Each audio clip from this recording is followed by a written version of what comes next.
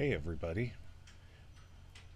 One thing that wealthy people, powerful people, corporate executives, military leaders, world leaders, and absolute monarchs all have in common is that they have an entourage, a personal staff, if you will, to handle some of the daily things. Today we call them personal assistants or valets and drivers and bodyguards.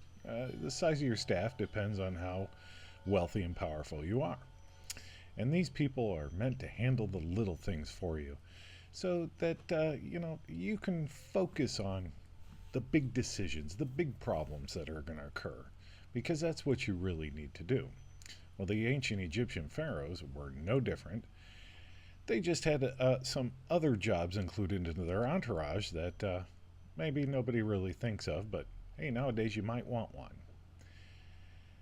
Now, one of these jobs traces all the way back to the unification of Egypt. Maybe a little further, but it definitely appears in the unification.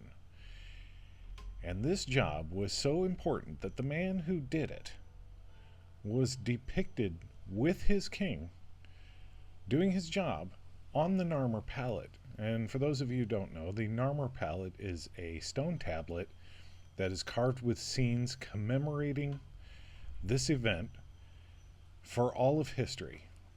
And on one side you can grind cosmetics, and on the other side it shows how King Narmer basically conquered the remaining kingdom in the land of Egypt, thus consolidating the two lands into the dynastic unified Egypt that we all know and are familiar with today. Now, what was this job that was so important that he was shown with the king on this monument doing his actual job? Well, that's this guy right here. He's the sandal bearer. That's right. He carried Narmer's shoes, and his job was to keep those shoes in tip-top shape, to put them on and tie them up and take them off and wash and massage the king's feet.